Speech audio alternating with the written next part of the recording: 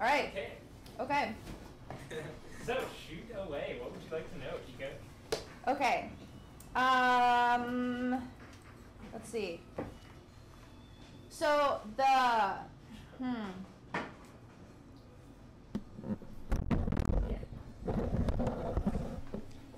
Okay, the reason why I wanted to open this shop is surprisingly in Portland there isn't one like this at all, which is just like so shocking that there isn't an online or a physical forum where they sell only upcycled furniture and home decor stuff. Like, okay, does anybody have a question about upcycle? Does everybody know what upcycle means? Because I have to ask. Okay, yeah? Okay, Do you want to establish it anyway? Okay. Or maybe tell the Viewers at difference home. between upcycle and recycle. Okay, so upcycling is when you use discarded material to make a product that is higher in quality or function.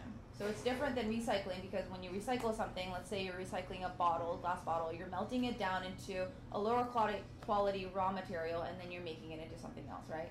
So instead of downgrading, you're upgrading to something better. So that's upcycling. Like turning a pair of jeans into an iPad or something. Exactly! Yeah. Exactly. Taking example. old railroad tracks and then making beautiful dining room tables out of it or something like that, Sure. right? And so aside from the whole green aspect of upcycling, the reason I like it is because it honors the history and the story of all the raw material, right? And so whenever you have a dining room table, you could say, oh, this was made out of raw or like railroad tracks that was demolished in 18 whatever or something. And then that's really a cool piece of history that you have in your house. And it's not just like an IKEA table.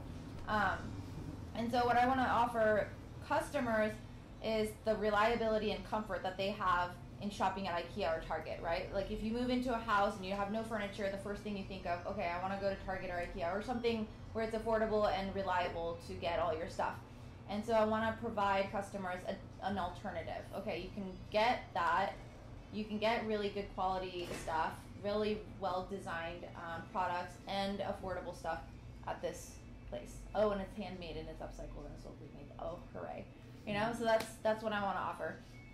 And then, so there's going to be that retail store, and then art gallery featuring local artists who utilize reclaimed materials for their canvas, and then 3 different types of classes. A short-term, one-time class for children, 1 to 1.5 hour classes. It'll be like after school or weekends or birthday parties, Girl Scout, Boy Scout events, where they bring in discarded material and then they can turn it into something that they want. And then there's a longer 4-week session summer camp for children, and it'll be something where they can come in and perfect their craft and produce an upcycled product and then go into business with it. And then there would be a part in the shop where we'll sell kids stuff and just to empower them into becoming entrepreneurs. And then a third one is a longer 6 to 12 week session. It'll be like a coaching program for adults who want to create a business designing and creating upcycled goods. And then also their goods would be sold at the store. And so the feedback I wanted to get from you guys is, you know, now hearing this whole business concept, what's your general feedback on it? Like, do you think it's viable? Do you think it's viable in Portland? What do you see is missing in this concept? What more would you like to see provided through this? And I think I mentioned to you off camera or something, but more than a retail store, I want to create this into like a community center, like more of like a collaborative space where people learn about upcycling and this culture. So ta-da. Do you have any, so that's great, an awesome like presentation kind of summary of what you want to do there. Maybe like if you have any more specific questions rather than general ones, those are great to start with. I don't know if you have like a list of ones or if you just kind of wanted to open it to discussion. I don't have specific questions, Cool. but that's more like that, yeah. That's totally fun. So let's just break Okay. it apart into the different sections then, and we can Okay. ask about those, because otherwise we're kind of like lost amidst this sea of different options. So, Okay. So there's the retail shop, there's kind of like the classes, and Art gallery. Art gallery. So Yeah. let's break it into at least those 3. So we can talk about each of those independently, and maybe that'll give kind of a better source of feedback as well. So maybe starting with the shop, just because that's most directly related to what you're doing right now. So yeah, if you wanted to ask anything specific, like ideas for the shop or things that people would like to see, or if they're even interested. Products people would like to see, because right now I'm thinking furniture. So I want everything for a customer to go into the shop and then be able to furnish and decorate their entire home with whatever this shop offers. And so I do have a list of products, but if there's, I mean, mainly couches, tables, dining room tables, chairs, right? Like kitchenware, flatware, and things like that. And decor would cover mirrors and frames, and then artwork also. Yeah, I would say, I mean, my initial feedback would be, a table's a table, right? What you talked about having a narrative is really powerful. Being able to sell it based on where it came from. That's golden.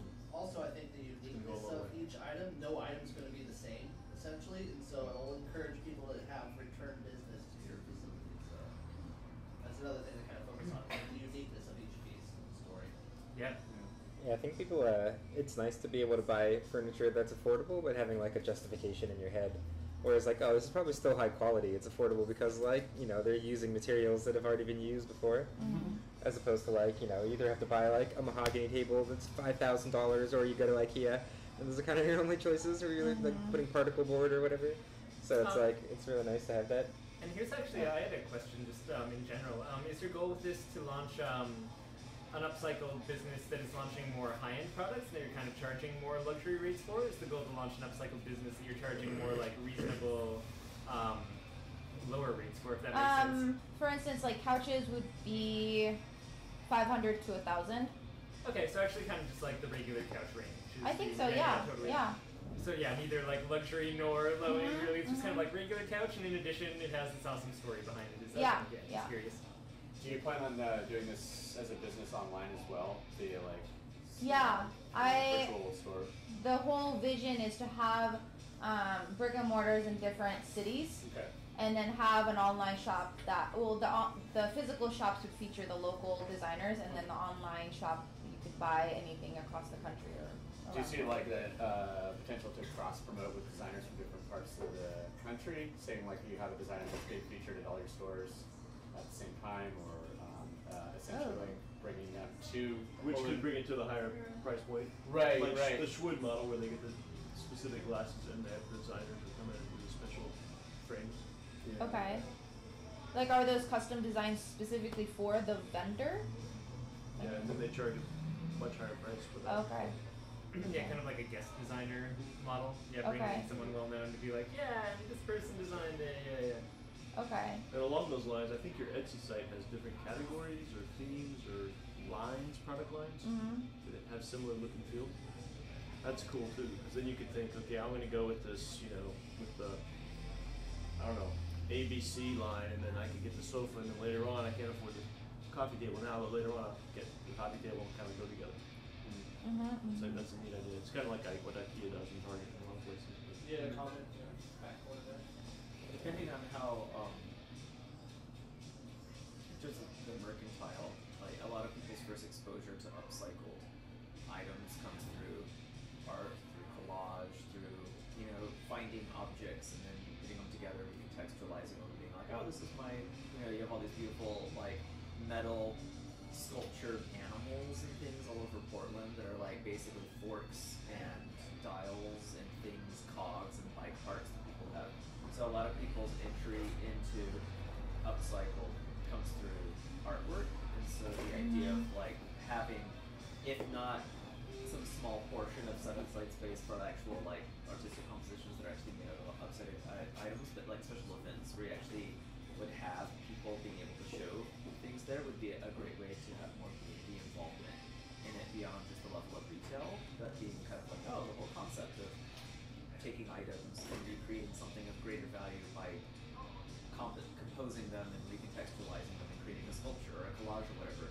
And things like that are also kind of depending on where your storefront is and you know, what neighborhood and the amount of freedom that you have with it, then having it through like community available facets of it like that, you can then get things like village building convergence or city repair involved that really into like creating.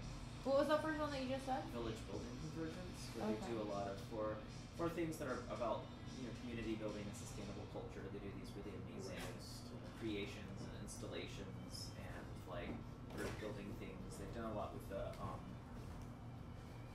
People's Food Cooperative has a lot of good examples of like projects that they've done, and that's kind of the idea of like creating like community spaces around things, and that's kind of a good way. I mean, in terms of like Portland niche involvement of like taking the idea of upcycling and then like also involving kind of the creative side of it, which it's all creative, but kind of the more obviously like for most people, when they think of like art compositions or like having something of that nature, at least for a period of time where for like events, for like last Thursdays or things like that, that could get people interested and pull people in, who aren't really necessarily thinking retail up front, but then it kind of like gets them interested in the whole subject and they discover. And very much ties into the gallery too, like works that can be displayed out in the public versus like in the gallery, or kind of both. Is that not bad idea too? I like that. Like, I can imagine you could also take a product, and if you have all these like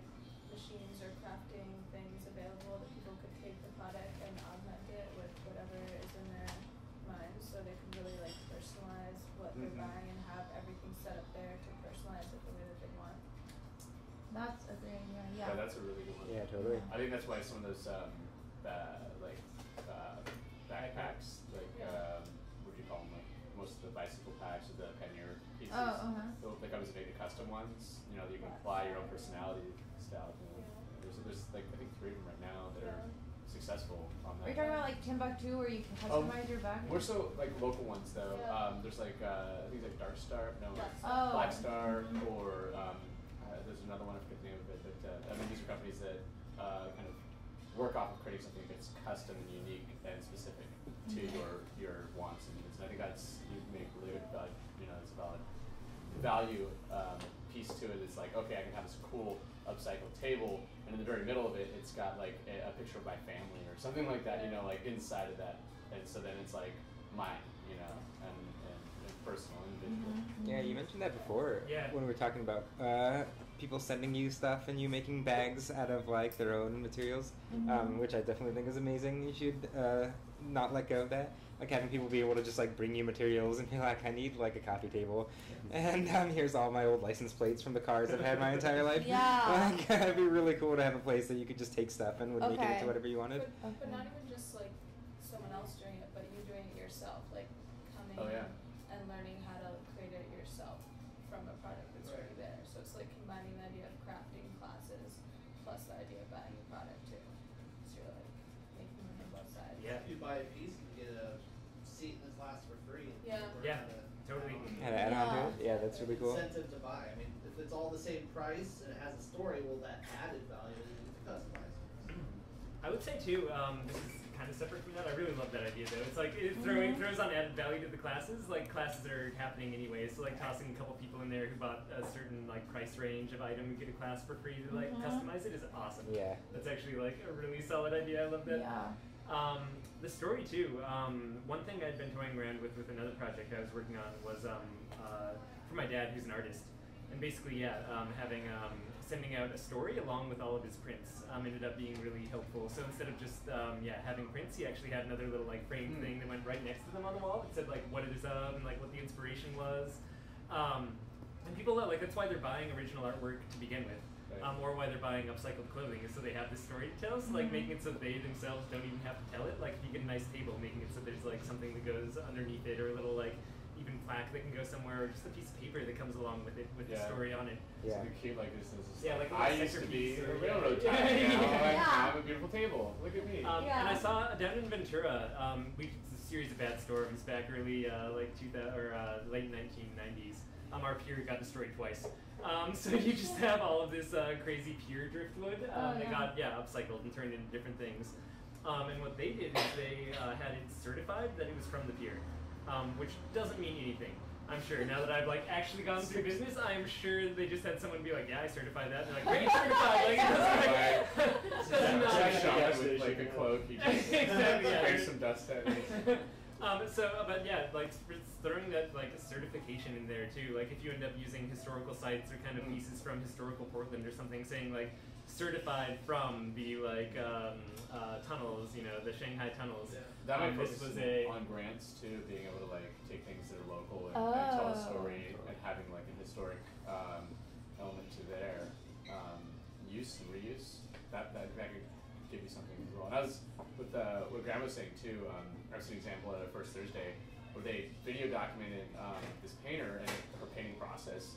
And she ended up selling this painting at the First Thursday gallery showing, and the person who bought it was like, "Yeah, I want the painting, but I also want the video." Mm-hmm. And so they wanted the video showing how the painting was created. yeah. So it's the same thing. You could do that, which you could post online, video of like how one of these things is made, Yes. and then be able to pass that on to somebody who purchases this thing and then maybe has on the tag a story and then a link, and the Or link like a takes you. QR code reader. Yeah. QR just like takes you to like this space that then shares the story about it. And that'd be great to post on Facebook, get people to like come into your store if they're seeing how it's made. And I had a friend who's a designer who I need to link you to.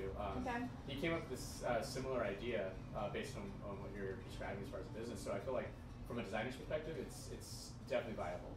So in a sense, I think you're creating something like books that are written for writers as opposed to books that are written for readers. You're creating products that are designated for designers as opposed to products that are designated for somebody who wants to go to IKEA. So that might be a market you might kind of look at putting yourself into, is to find like folks that are more like design oriented, which is like all over Portland. Yeah. And in any facet. Definitely. Where are you gonna find that? Design It's impossible, Josh. Right. And so I was thinking that might be a good way of like testing whether or not a certain product would be useful. Is just like send it to like White and Kennedy or something like that and see if they want to like try out this chair, try out this couch, try out this table, or actually like critique it. That'd be kind of funny, just like to drop something off and have them like oh no, I don't like that because the colors clash here and it doesn't quite. Secret camera. Yeah. It's true. That is actually nice too about the upcycled stuff. Is like a lot of the cost comes in time versus materials. So Yeah. Donation, like especially like you get the donation option a lot early on in the process for a business than you do if you have to. Right. You're not like the cost of like it's not as important. So it's like, hey, I'll just give it to this. group. Yeah, exactly. Like I will take extra time, like for marketing, and you're not actually losing that much money. Yeah, that's solid. That's another thing I was thinking about. Like, you have two things. Like, you want to create, an experience, in this business. So, the way to create like a maybe like a nostalgic appeal, because I feel like that's a big component to like why somebody would buy something as opposed to be like, oh, I trust this chair. Yeah. It's like, well, this one looks a little different. You know what I mean? Or has a uniqueness that nothing else has a personality to it. And in the space, like all of the entire space containing that personality or containing pieces that reflect this kind of nostalgia. That I think could build your trust with your customers, because they maybe just want to come back, just to be like, ooh, what's the new cool thing? Because then they'll get to talking about it. They come there like, I went to the store one time. I'm not gonna buy it, but this couch was amazing. And then their friends like, oh, I'm buying that. And they're like, no. Like I realize I do want to buy it. And so it's things like that, like just kind of. It's the same way I say like when you go to like the beach and you go to one of the stores in the beach and it's like there's just random stuff in there, but like somehow the eclectic nature of it makes you just want to pick it up because it's so unique, and if you leave it may not be there. So those sort of things where it's just like the environment creates that experience of aesthetic. I shop at a place on Division Village Merchants, so it's kind of like a recycle. It's like a big yard sale essentially. And what's cool about it is kind of exactly what you're talking about. Like, you kind of get an idea for their eye for things. Right.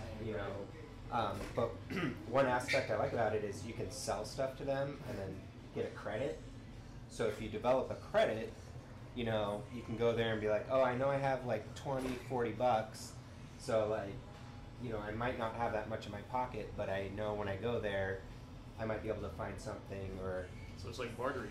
it is kind of like bartering. And when you started talking about marketing toward designers, that might be an interesting way to do it. Like, one designer comes with an object that they made, and if they're willing to part with that, you might purchase it from them, and then they have money to shop at your store for other objects. That's a good idea. That's It gives people to that's come in too. Yeah. Mhm. And talk about what's going on. Yeah, and at that point, if you know you have a credit, you can go in and browse, like, Yeah. you know, and totally hold out, or you know. Mhm. And even if you have a credit, like whenever I sell clothes back, I still end up spending money anyway. Yeah, Mhm. totally. Mhm. Okay. Totally, yeah, it just feels like this.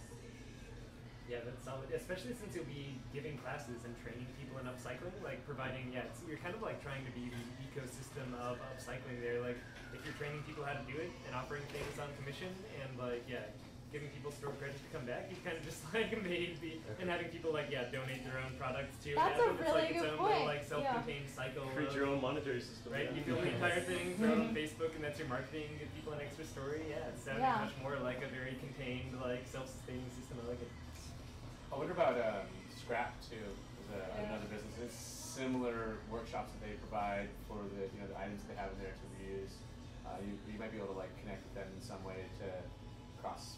I really want to check out their classes because I know they have classes, but I don't know what kind of classes or if it's only for kids and not adults. Or I don't. Yeah, I think there's a variety of There different are, kinds. okay. Yeah, that might work out to be able to learn from them, and also there's all these art stores around that do the same kind of like craft building projects and that sort of thing. So There's there's a couple sewing places you can go into. Sewing studios and stuff. Yeah. Yeah. Like the Are one you- on Hawthorne and the one right over there start. I had a question about that too. Is like, are you going to have in the stores specific types of industry machines, Machine? tools, nothing like that? Okay. I originally thought of that, and then I thought, okay, ADX is already doing that, and I don't want to reinvent the wheel. And if anything, like I would like to work with them. Right.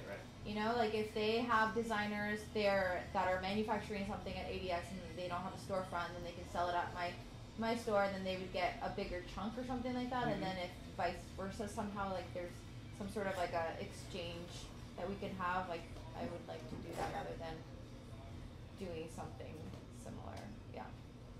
Do you see some things? I mean, based on your Etsy experience, do you see some things kind of taking a long time to take off? Do you have a solution for things that like maybe that aren't selling, or ways to like promote something that could be interesting but you're not sure who wants to purchase it? Sort of techniques to keeping the merchandise moving. Well, if it's not selling on Etsy, or like I'll put it in different places. Like I have, the boutiques that I could do it, bring it into, or street fairs, and then, because I feel like different customers come to those different places, and so I don't keep them in one place, and it'll just sell at one of those places. Yeah. Cool. Yeah. What correlation did you find between people favoriting items on Etsy and people eventually buying them? No. So there's just No. favoriting is how people window shop, and it has nothing to do with what they want. It's just like on Facebook. I'm very Yeah. Yeah. Because I don't know. I shouldn't say none so boldly, but I mean, there's a lot of. I get so many hearts all day long, and it doesn't equate to sales at all. What I found for me personally on Etsy, I like favorite things that are out of my price range, and then I just like think are inspirational. But if I want to buy it, I'll just buy it right then.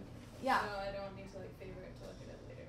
Yeah. I wonder too, like some other folks that are on Etsy and favoriting things, so they can like be inspired and be like, I'm gonna take that idea and do it myself.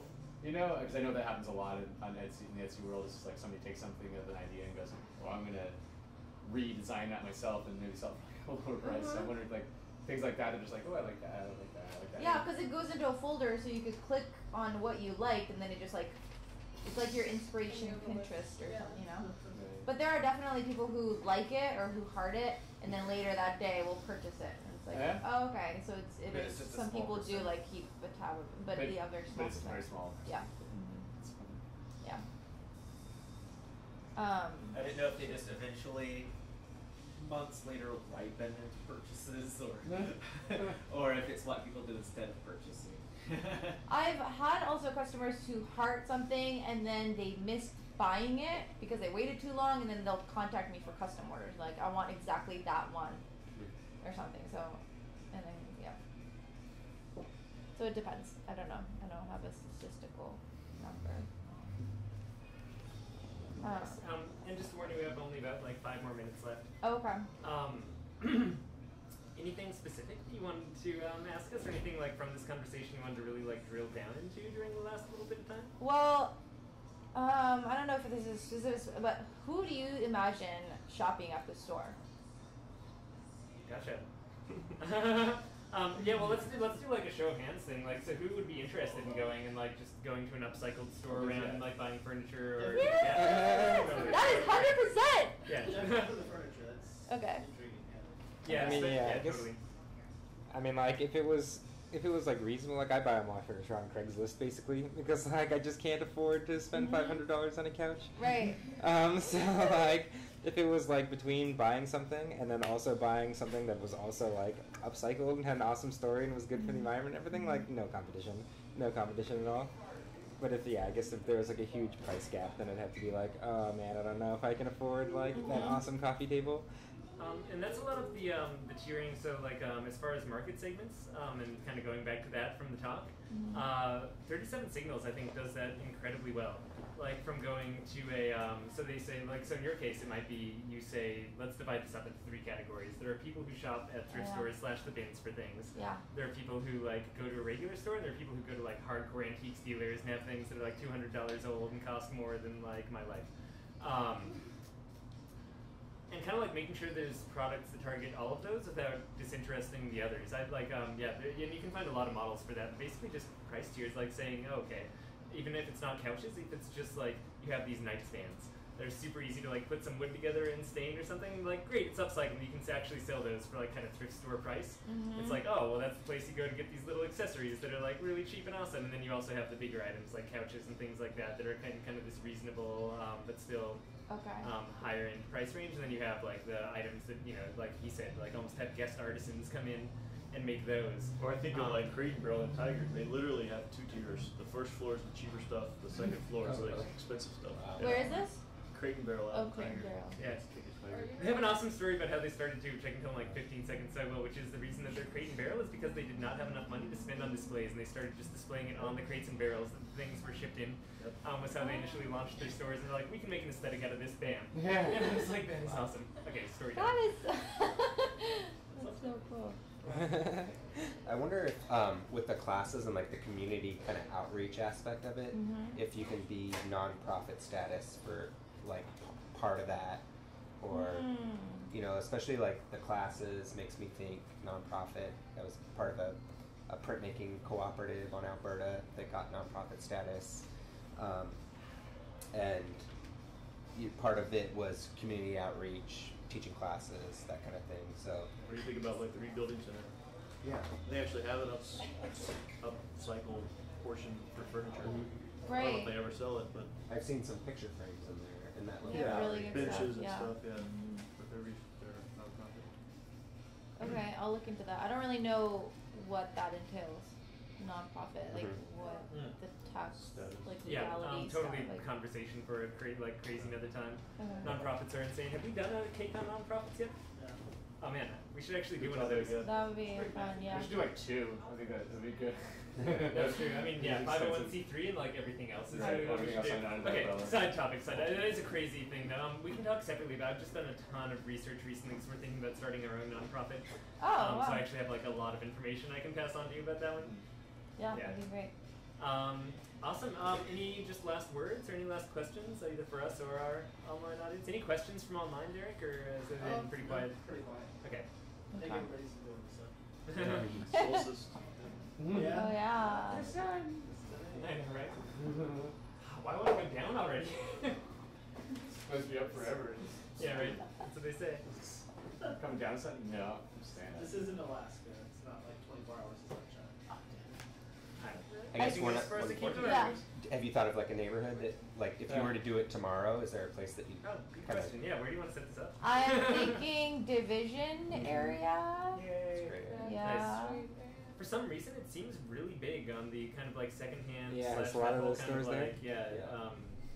What's that? Lots of restaurants. It's just like there's like Antique other store, very yeah, similar yeah. stores, like, and then I think that neighborhood's just like really hip to it or something. Yeah. Seems like a I good didn't place. realize that. I Too, like Hawthorne doesn't recently. even seem as big on the like recycled, upcycled Yeah, thing. that's It's not- like and then you go down to Woodstock. It's not either. Yeah, it's a good call. Okay. Divisions. Okay. Irene approves. Yay. Awesome. I think. Well, sweet. If there's not anything else, I think we'll call that a wrap for today. Thank you so much, Akiko. Give a round of applause to you for being today. And thank you all for coming, and thanks guys for tuning in. Yeah, hope to see you all here next week. And once again, not to go over too much, but we are totally donation based. So if you haven't already, feel free to Business in a day. Yeah. Oh, and the Business in a Day workshop that we're doing at the end of the month too. Saturday the 30th, we're going to be having a 5-hour workshop from 11 to 4. It's pretty much the nuts and bolts of what you need to start a business legally and for your own sanity, and make sure that you're putting structures in place that'll promote you and also get easier as time goes on instead of more difficult as you develop the business. That's going to be our first paid event. It's going to be $55 for early admission, then $75 a few days before. And then if you bring a business partner, then it's just $5 more. So it's $60 for you and your business partner to come. And that's kind of doing we're allowing up to 2 business partners, so it's like bring the team kind of thing. So it's like $55 for 1 seat, but if you bring like 2 other people, 3 seats for your organization, it's only $65.